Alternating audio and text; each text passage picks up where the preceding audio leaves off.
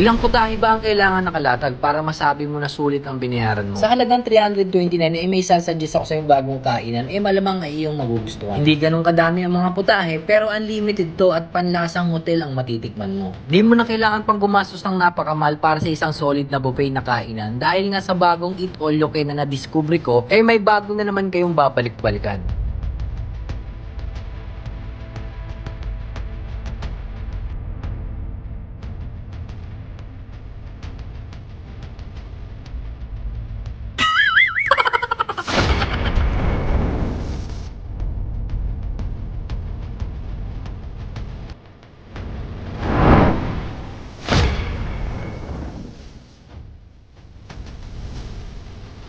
Hello po, ako po si Manigo ng Hotspot Cafe. Ako po yung service crew po dito sa Hotspot.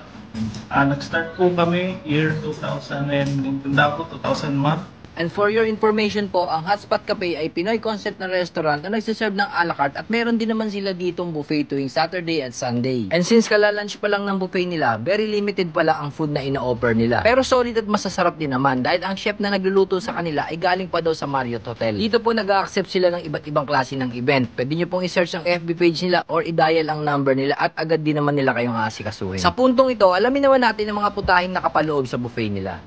Ang mga sinaserve po namin dito ay baby back ribs, kare-kare, mga pastas. Meron din po kami mga dessert, like po blueberry cheesecake. Meron din po kami mga drinks, wrap, ice coffee, mga ganun po. Para mas madali ninyong matandaan, ipakikita ko sa inyo ang mga putaheng nakapaloob sa buffet nila. Ito po yung baby back ribs na buto-buto ng baboy na malaman din naman at ito po yung isa sa mga fast moving nila. Ito naman yung kare-kare na nagustuhan ko talaga sa kanila. Medyo durog ang karne pero ang sarap. Meron din silang bake mac na may halong giniling at cheese, manamis-namis at pwedeng-pwede sa mga bata.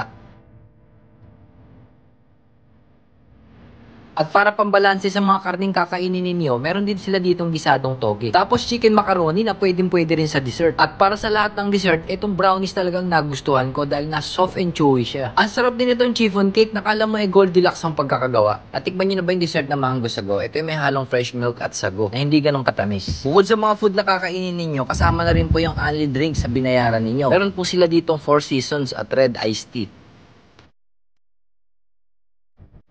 Ang buffet po namin, nag-start po kami Friday from 6 po ng hapon hanggang alas 10. Pagka ano lang po yun, dinner po.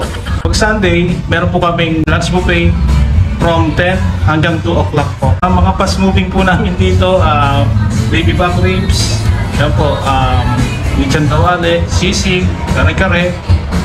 Yan po, nagdat po may roast beef.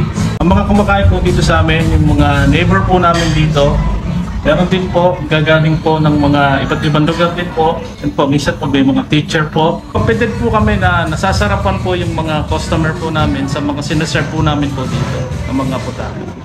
Tinicheck po namin na malinis po at maayos po yung pag-prepare po namin ng mga pagkain po namin po dito. Kung gusto niyo pong kumain, meron naman po kaming pwede pong mapagpaparkingan po mga sasakyan. Kung may papayo ko po sa mga gusto pong mag-start ng ganito, ng buffet, siyempre po, may mga typos talaga na matumal. Pero natural naman po yun sa nagne-negosyo. Basta ano lang po, kung gusto niyo po talagang mag-succeed, basta try lang po. Niimbitahan ko po na kumain po dito sa amin sa Hotspot Cafe and Resto. Yung mga followers po ni Kuya Vlog, Kuya Located po kami dito sa Don Papian Extension. Dito po sa may 7-Eleven, sa taas po kami. Yung mga followers po ni Kuya Frank. Maraming salamat po sa panonood at chill lang po kayo and good vibes. At ito na nga ang kanina ko pang inaantay. Kainan na! Alam niyo po mga kapatid sa food vlog, itong kainan portion talaga ang pinakagusto namin. Kaya lang minsan, di na rin namin nai-enjoy ang pagkain kasi nga picture dito, forma dito, para lang maganda yung kalabasan ng vlog. At para sa starting lineup ng lalapangin natin, isa-isa ko nang nilapag. Kinumpleto ko na para wala nang balik-balik. Hindi naman tayo ganun kalakas kumain. Tapos ayan na nga, una kong tinikman is toge with kanin. Mahilig kasi tayo sa lumpiang toge, kaya masarap para sa akin to. And in fairness masarap. Mukhang nadaan nila to sa magic sarap Tapos sinunod ko na itong lechong kawali. ugali, malutong din naman. Gusto ko sanang kumain ng marami, kaso naalala ko yung sinabi ng isang vlogger, unang kagat daw, see you Lord agad. Siyempre, nagkakaedad na rin tayo, kaya medyo hinay-hinay na lang. Na-enjoy ko naman yung pagkain ng putok-batok na to, lalo na pag sasawsaw mo sa homemade na suka nila. Wow! Hello Lord agad. And syempre, hindi naman pwede nating dititikman itong baby back rib. And nga pala, pork ribs nga pala to na medyo mabuto, pero malaman din naman. Isa nga rin pala ito sa mga fast moving menu nila. Ayos na ayos to kasi nga malambot yung pagkakalaga ng karne at malasa siya, manamis-namis at hindi nalalayo sa patatim ang lasa. Tignan nyo naman kung mawala na yung laman sa buto. Guys, kung kakain kayo dito sa Hotspot Cafe, huwag kayong mag-expect ng napakaraming mga putahe dahil nga 6 to 8 dishes lang naman yung siniserve nila. And araw-araw nag-iiba-iba din naman yung mga menu nila. Di ka na din lugi sa halagang 329 kahit nga 100 beses ka bumalik, very much welcome ka. Yun ay kung di pa pumuputok ang tiyan mo sa kasibaan mo. And ulitin ko lang po ang rate nila para sa adult is 329 and sa kids naman is 199 and libre na kapag 3 years old below. And mga kapatid, located nga pala sila sa second floor ng number 230 Don Fabian Extension, Commonwealth, Quezon City. Next in line natin itong roast beef na solid sa laman. And wow, ang sarap ng pagkakaluto, parang pang catering ang datingan. And ang pagkakalaga ng karne, napakalambot at masarap din naman yung sauce. Medyo konti nga lang, dito talaga ako nabusog ng gusto kasi nga ang bigat sa tiyan. At para naman sa pangmalakasang ulam, yun na yung kare-kare nila. And eto talaga yung pinaka nagustuhan ko. Kasi nga hindi matabang yung pagkakagawa ng sauce and masarap talaga yung sarsa. Katamtaman lang naman ang tamis and medyo buttery yung flavor. Talagang hindi ka mananawang kainin. Medyo maliliit lang yung cut ng karne, sinadya siguro nila to para bite size lang and madaling kainin ng mga bata. And ayun lang naman yung feedback sa mga ulam na nakain ko. And ito po yung ebidensya, ubos yung laman ng plato ko. And since tapos na ang review natin para sa ating mga main course, oras na para mag-dessert.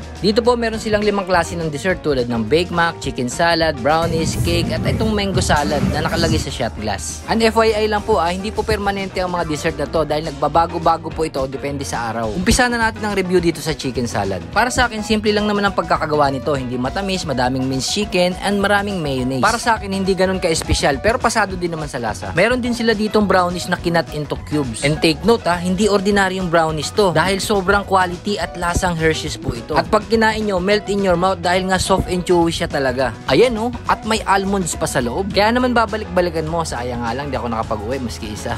Biro lang. At ang huli po nating tinikman itong mango sago. Ito po yung dessert na binlender na may flavor ng mango, Nestle cream, condensed milk, iba at yung maliliit na sago. At ang sarap nito, nakadalawa nga ako. At ayun lang naman guys yung mga masasabi ko sa mga pagkain na tikman ko. And rest assured, babalik-balik po ako dito.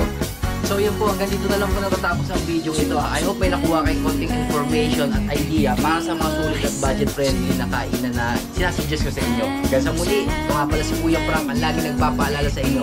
Chill lang kayo and good vibes. And don't forget to subscribe. Bye-bye!